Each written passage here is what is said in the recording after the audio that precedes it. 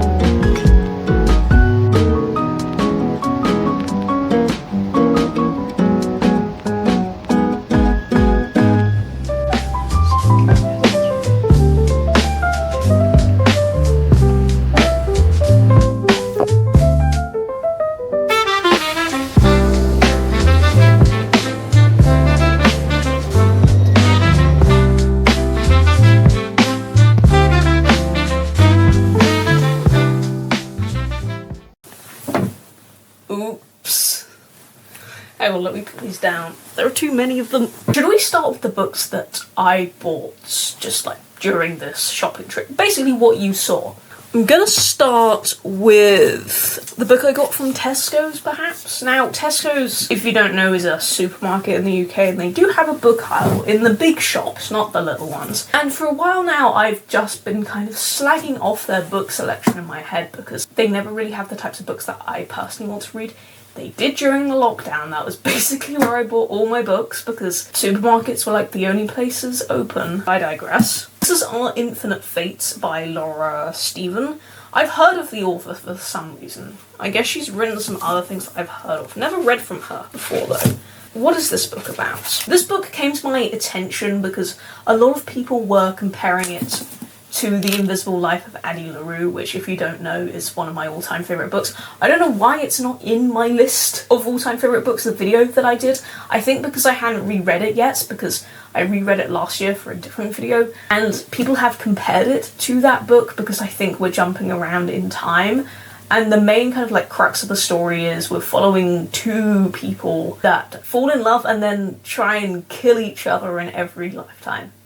It sounds messy, so I got it, obviously. I didn't even know that Tesco's did sprayed edges. I thought that was just like a Waterstones exclusive edition, but I guess like all the editions must do this or something. Oh, a second-hand book that I definitely should not have got is The Book of Doors by Gareth Brown. I did not intend to go second-hand book shopping because, as I said, I had a voucher for Waterstones. Those are meant to be the only books that I bought, but of course I accidentally stepped into a charity shop. And they actually had a pretty good book selection. Like, I was struggling to limit myself to only one book, but I managed to. And this one, I've forgotten a lot of the plot because I think a lot of people were reading it this time last year.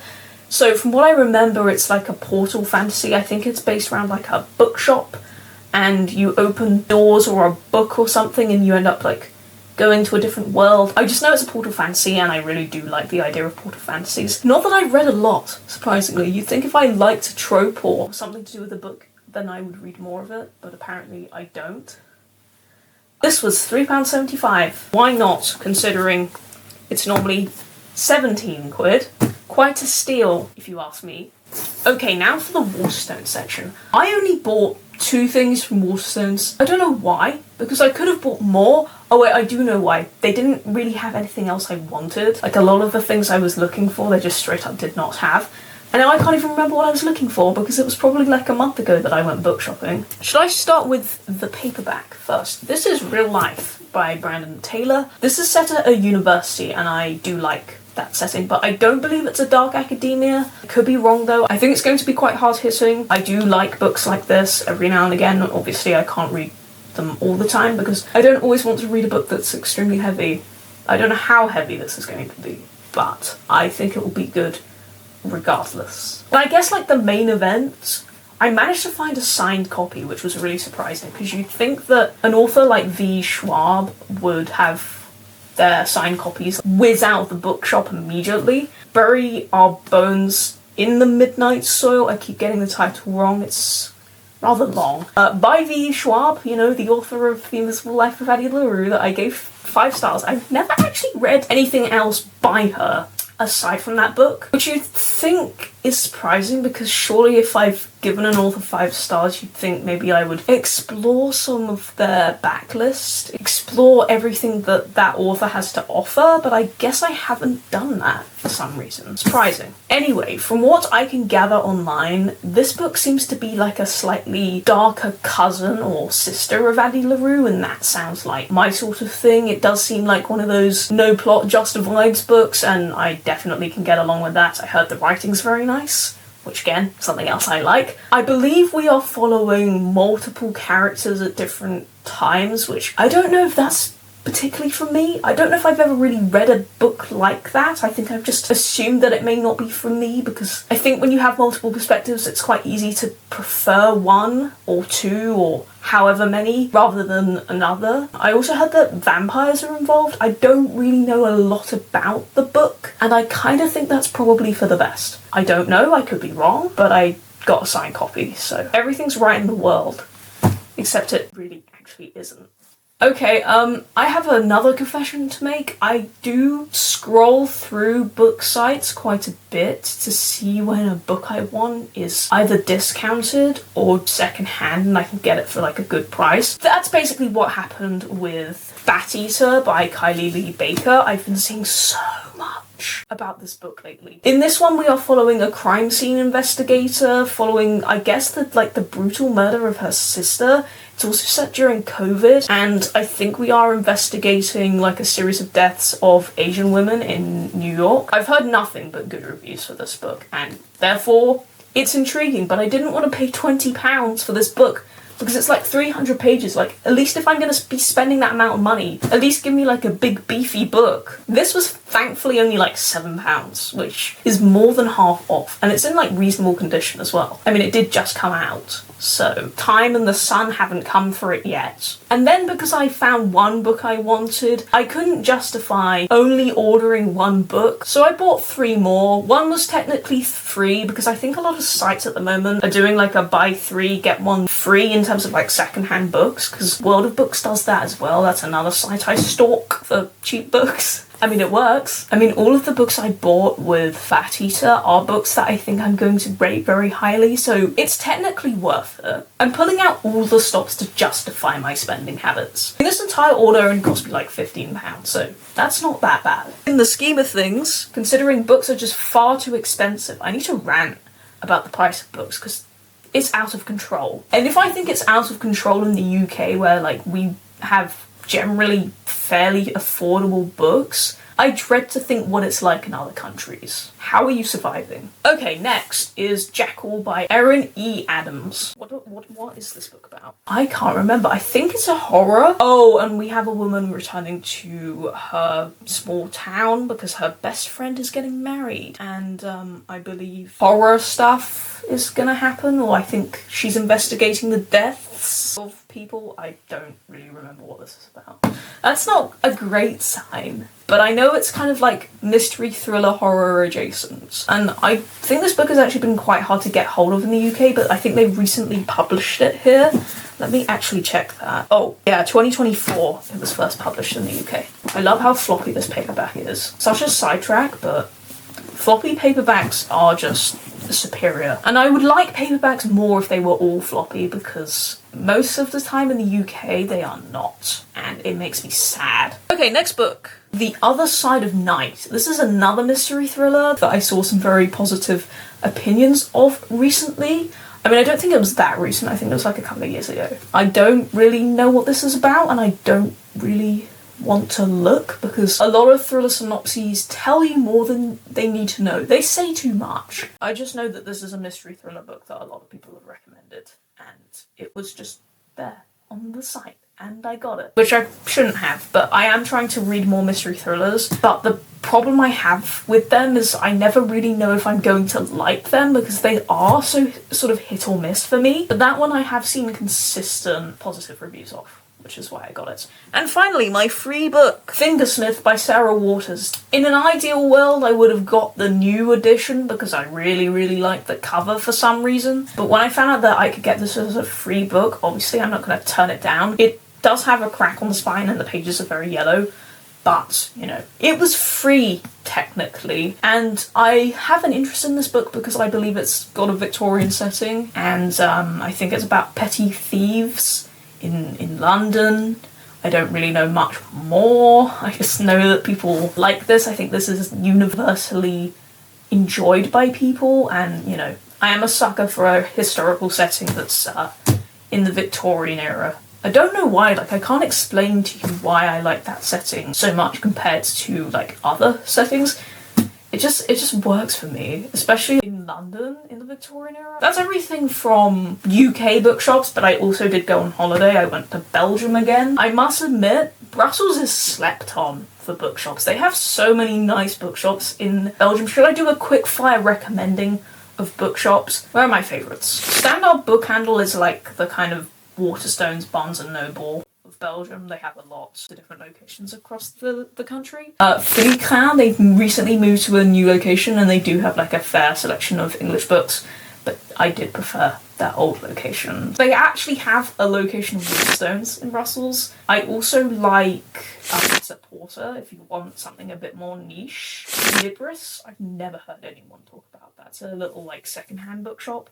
I think it's a bit further out though. There's also a good Oxfam down the road that has an English section, and the books aren't really overpriced. And also Poppies, but that's just a bookshop that has a nice interior. Their English section isn't great, but if you can find a book you like, they are actually cheaper than Standard Book Handle. Anyway, let me go through the books that I bought from Belgium. They are all in French, and I managed to cap myself at 5, which I think is quite good, because last year I bought so many books. Because the problem I had right? Oh, I didn't mention Pell. That's a great one if you want to go to a place that looks like a book warehouse. The problem I had this time is none of the secondhand bookshops that I went to had books that I wanted, so I ended up just buying books mostly from independent bookshops. Why not? You know, you gotta support independent bookshops. That's just another book buying excuse for me, I guess, but I did get some quite good books, I do believe. Okay, this is a book by Han Kang, which I believe she won the cover of this book literally tells me that she won the Nobel Prize for Literature in 2024 in a very large font as well. Oh, what's this book called? Because it came out this year. We Must Not Part? Is that what it's called? But I'm gonna put a cover. I'm gonna put a picture of the cover up. I'm gonna just go on what I think it's about, and when I read it, I'll be able to tell you what it's actually about. I believe we're set in the winter. The cover definitely leans towards like a wintry setting, and I think we're following two friends, and one of them's either ill or dying, or perhaps ill and dying. You would assume that if someone's dying, they're ill, because if they're not, then they would just die. I say some things sometimes. It doesn't seem too hard to read, and it doesn't seem too long, which are both criterias I look for in a French book, because they do take me forever. And speaking of a book that will take me forever, I will probably be reading this book for an entire year, or perhaps a decade. The Count of Monte Cristo. I'm planning to do a video where I read this entire book in French. It's going to take me forever, and maybe the most unhinged video idea I've ever had, but also I want to read this book. My dad's read this book and he said it was good. I've seen 2 versions of the film, so I do at least kind of know the plot.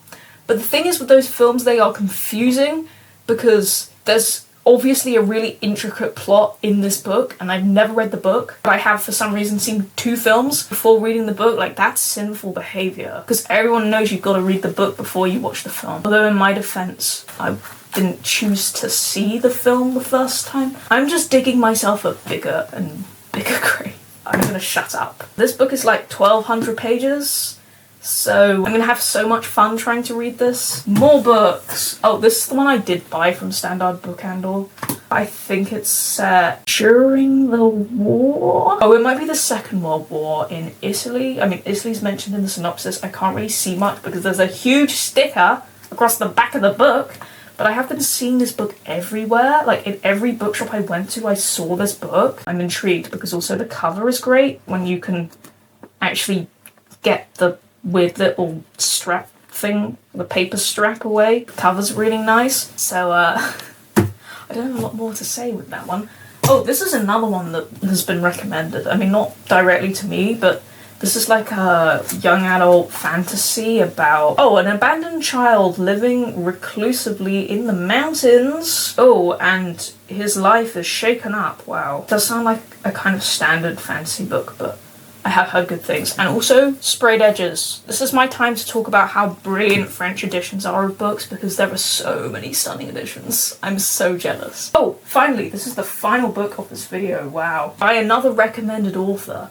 I was just reading this book in the bookshop, and it was quite easy to read. It's like a light book set in the summer. I think it's about 2 sisters. I don't know what's going on. There probably isn't much. It doesn't seem like there's much of a plot.